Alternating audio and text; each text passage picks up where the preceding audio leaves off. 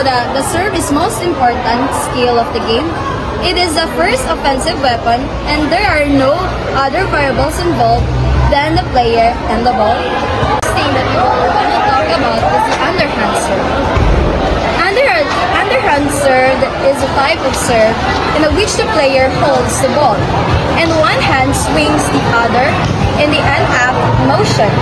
Below the waist, strikes the ball from the bottom with the first to put it in play. Action! And the next one is the overhand serve.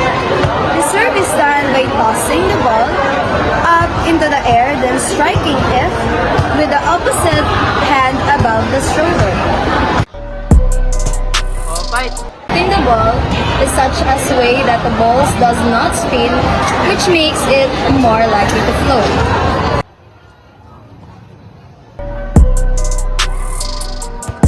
Oh, fight! Jump serve. It is a serve in which the server tosses the ball, takes an approach, and jumps despite the ball. Forearm pass. Used to receive the ball from your opponents, as in service, or as a knee to activate control of the ball or away the elements, lifting or carrying the ball.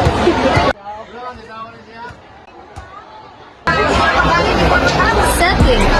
Used to receive a teammate's pass in order that the play may continue by passing the ball overhead to an attacker.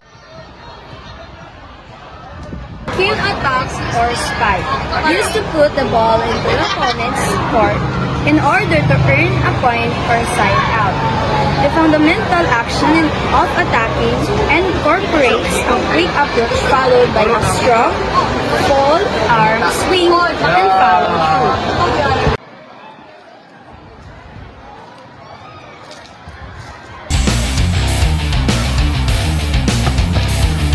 And the next is the block. Used to stop the ball from crossing the net as a result of an opponent's attack.